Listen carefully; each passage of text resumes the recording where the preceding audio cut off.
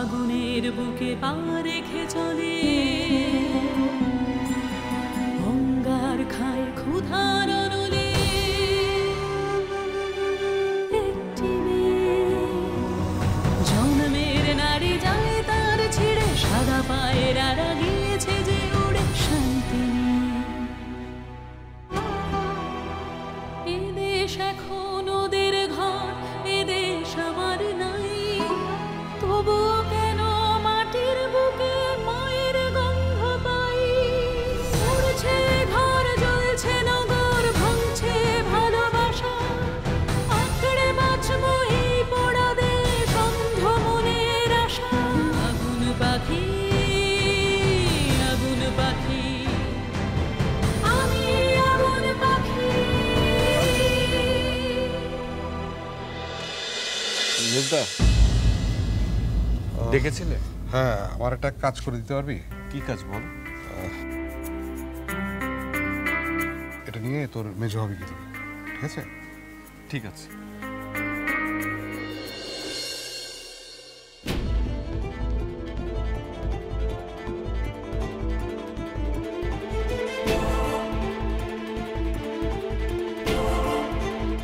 এইটা আবার কি? এটা কি? হ্যাঁ, আর একটা কাজের জিনিস তুলে রাখতে বলেছিলাম, মানে কাণ্ডটা দেখো না।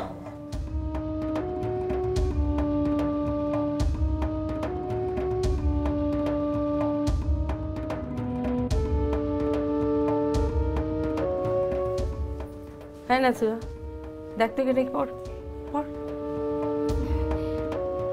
মা, এইটা হইল যে বাজারের ফর্দ, বাজার থেকে কি কি আনতে হইব সেইটা লেখা আছে। বড় বিবি, একটু পড়ে শোনাও তো। নাও নাও, ধরো ধরো।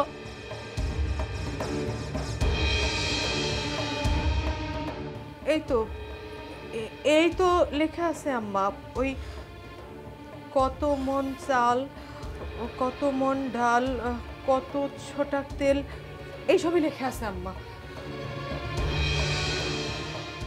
বাবা আয়ু, জি মা। বাবা একটু পড়ে শোনাও তো, এটার মধ্যে কি লেখা আছে। দেখি বড় ভাবি।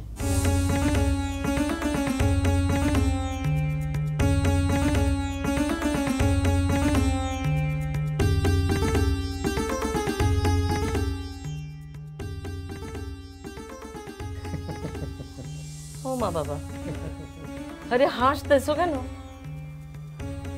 এ বাবা বলো না। বলবো, সবাই শুনবে? আহা বলোই না কি লেখা আছে। পড়ি, হ্যাঁ মেজো ভাই। কি আর কহিব বধূ, আমি যে পাগল, কি যে কহি কি যে গাহি আবল তাবল। আমি মত্ত দিশা হারা দিন কাঙ্গালের পাড়া, একটি আশার আসে পথেরও পাগল। নয়ন দরসে হীন হৃদয় বিফল, সব অঙ্গ জড় জড় শিথিল বিফল। ফিরে ফিরে গৃহে আসি, শুধু অশ্রু জলে ভাসি। বুকে টেনে লও গো পরানো পাগল, পাগলেরে আর তুমি করো না পাগল। কি এসব কি ভাষায় কথা বলতেছো বাবা? এই পাগল ছাড়া কথাটা তো বুঝলাম না। আরে এটা কে লিখলো? না না মা, মজা করছিলাম, এগুলো কিছু এখানে লেখা নেই। আচ্ছা কি ব্যাপার, বাড়ির মেয়েরা কি কেউ পড়তে পারে না নাকি? কি সমস্ত আবল? বাবা মেয়েরা যদি পড়তে পারতো তাহলে কি আর তোমারে বলতাম আমাকে একটু পড়ে শোনাও? এটা ফর্দ হয় কি করে? হ্যাঁ কি ভাবি, এটা ফর্দ? মা, এখানে লেখা আছে একটা মাছ কি করে রান্না করতে হয় তার পদ্ধতি। কি? হ্যাঁ, কি শুনবে তুমি? প্রথমে মাছ ভালো করে কেটে নিতে হবে, ভালো করে ধুয়ে লবণ মাখাতে হবে, এরপর হলুদ গুলিয়ে। থাক বাবা আয়ো, আর বলতে হবে না। আচ্ছা এটা লিখলোটা কে?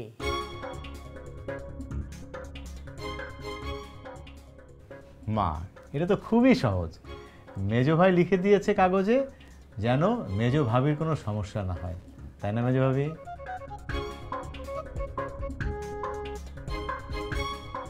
না না, সেটা নয়, মানে ও যদি ওর গায়ের মতো করে রান্না করে তারপর এবারে কেউ যদি খেতে না পারে সেই জন্য ব্যবস্থাটা করেছিলাম। তা এটা নিয়ে এত হাসাহাসি করার কি আছে বুঝতে পারলাম না।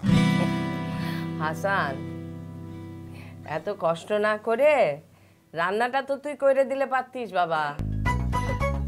তাই যাই বলো না কেন, ভাবিরে ভাই চিঠি লিখছে মাছ রান্ধন শেখানোর জন্য। মেজো ভাবির মাছ রান্ধন কিন্তু জব্বর হয়েছে। হ্যাঁ, এই ভাবি রান্না কিন্তু জব্বর।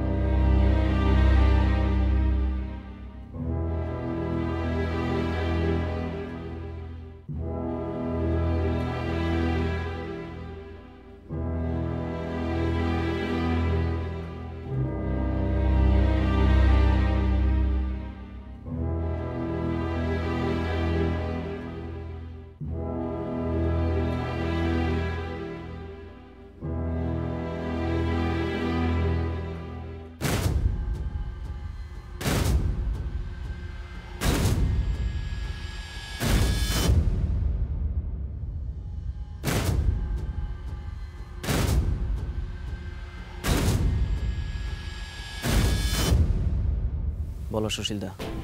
আর্মস জোগাড় হলো? না সুশীলদা, চেষ্টা করে যাইতেছি, কিন্তু ব্রিটিশ পুলিশটা যেভাবে টহল বাড়াই দিচ্ছে তাতে তাদের চোখ ফাঁকি দেওয়া কষ্টসাধ্য ব্যাপার। শুনো চন্দন, বিপ্লবীদের মুখে এসব কথা মানায় না। অস্ত্র আমার লাগবেই, অস্ত্র না হলে বোমা, আর বোমা না হলে জীবন।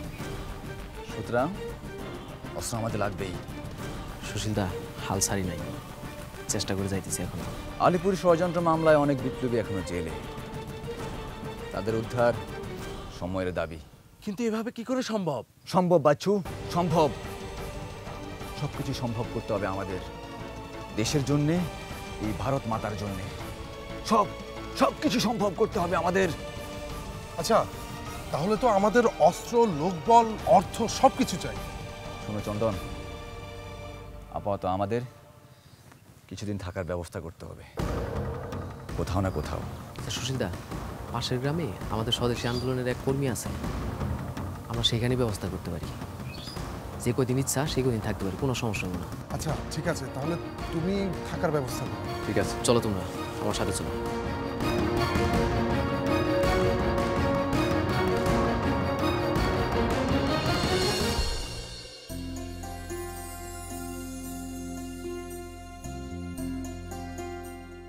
তোমার স্বামী লেখাপড়ায় ভালোই ছিল, কিন্তু ওর আব্বা মরে যাবার পর সব বন্ধ হয়ে গেল। আরে সংসারের তখন কি যে হাল। আমার এই মেজো ছেলেটাই তখন সংসারের হালটা ধরলো। ওর তো বিয়ে অনেক আগেই হয়ে যাবার কথা ছিল, কিন্তু বোনদের বিয়ে না দিয়ে নিজে বিয়ে করতে কিছুতেই রাজি হলে না। এই ভাই বোনরা ছিল ওর একেবারে জাল। তোমার ননদ যখন বিধবা হয়ে আমার সংসারে ফিরে এলো, তখন হাসানের মনের কি অবস্থা। একটা কথা বলি মা, হাসানের মনের ভেতরে কি চলছে সেটা তোমাকে বুঝতে হবে। ওর মুখ দেখে কিন্তু কিছু বোঝার উপায় নাই ও কি ভাবছে। ছেলেটা আমার সুখেও হাসে না, দুঃখেও কাঁদে না। বুকের ভেতর যদি ঝড়ও বয়ে যায়, মুখ দেখে কিছু বোঝার উপায় থাকে না। বড় ভালোবেসে আমার হাসানের সংসারটারে দাঁড় করিয়েছে। মারে, তুমিও ঠিক একইভাবে আমার হাসান রে এই সংসারটারে আগলে রেখো।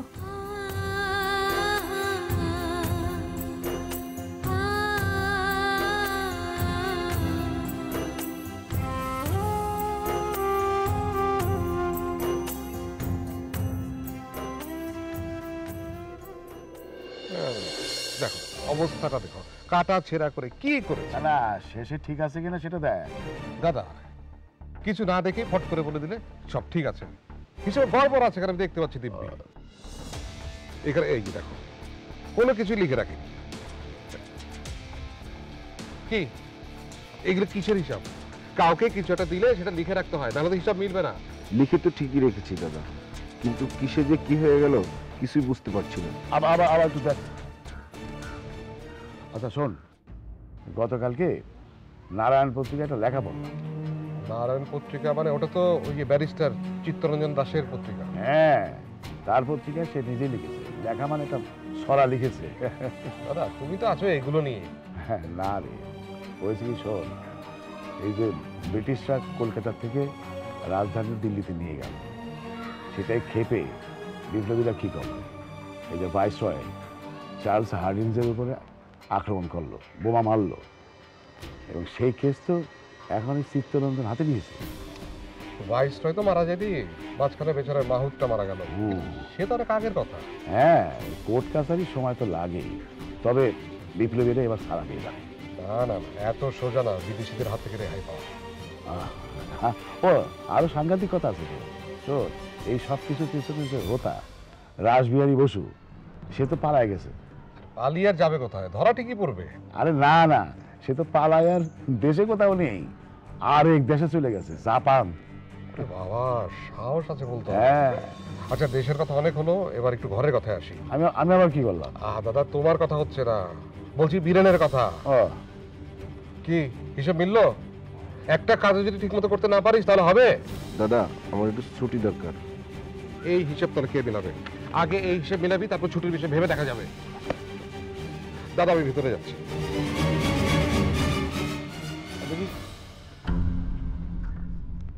আচ্ছা আজকালকার যুগে এইভাবে কেউ হিসেব লেখে? তোর হিসেব করার ধরন দেখে তো মনে হচ্ছে তো আমার থেকেও বেশ বোকা হয়ে গেছে।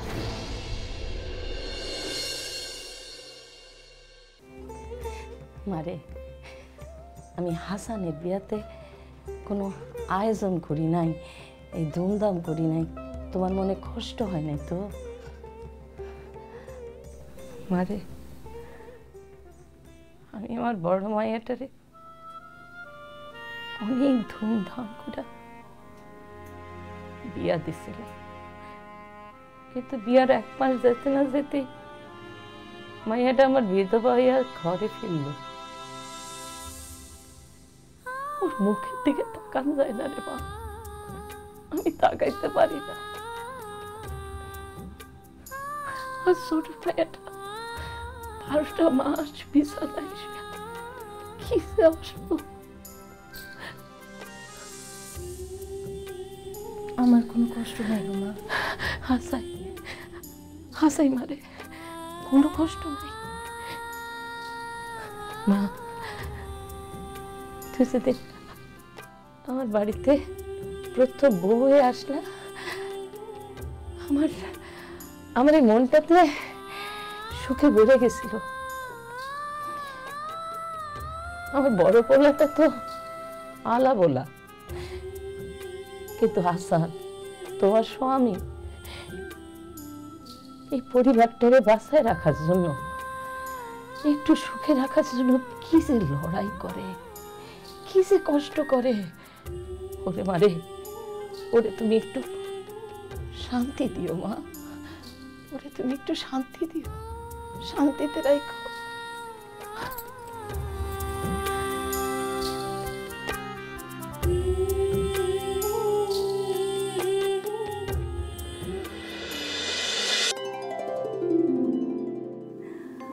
মেজু ভাই তো নতুন ভাবিকে আগের রাতে ভালো করে দেখতে পারেনি, আজ ভালো করে দেখবে। তোরে না পারিস, দেখিস না মেজো বউ কেমন লজ্জায় লাল হয়ে যাচ্ছে। লাল হলে তো আরো ভালো, আমরা না হয় নতুন ভাবিরে আজকে সাজাই দেব, ভাইজান রাত বইরা দেখবে।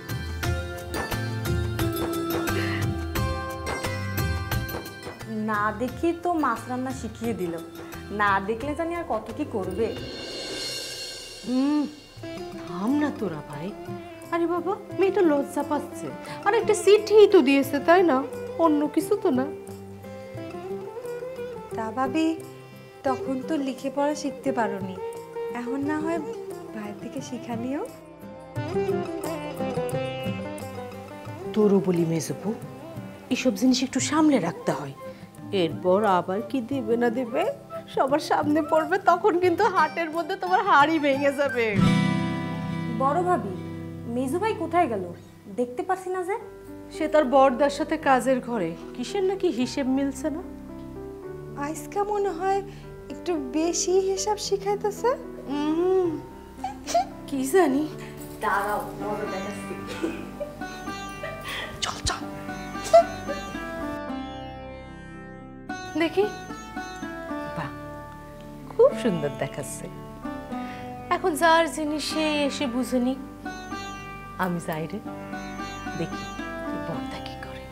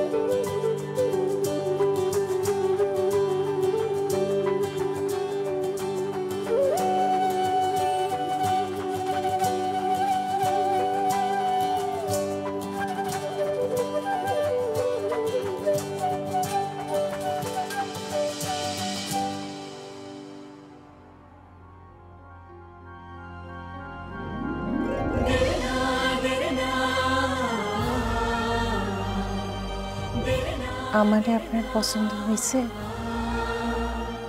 তুমি খুব সুন্দর।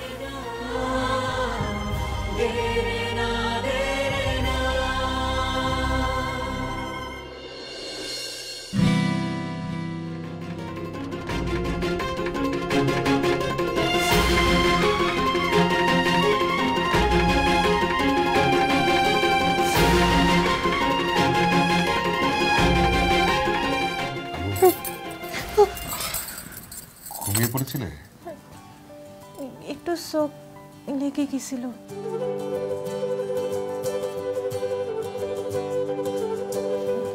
আমি তো খবর দিছিলাম আপনারে। কখন? কেউ তো আমাকে কিছু বলেনি। বীরেন্দ্রতে খবর দিছিলাম তো। সে কি? বীরেন তো আমাকে কিছুই বলেনি। আমি দেখছি।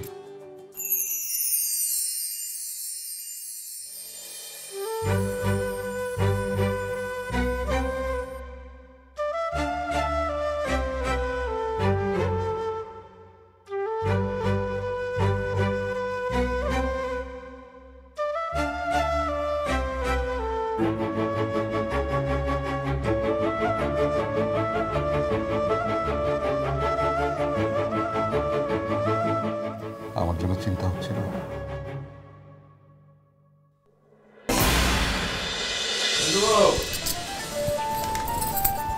দেখো দেখো কে এসেছে।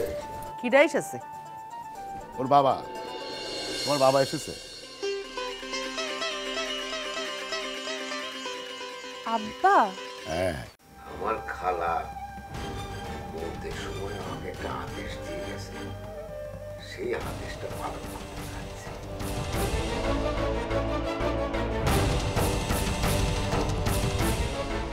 দাদি কি আদেশ দিয়ে গেছেন?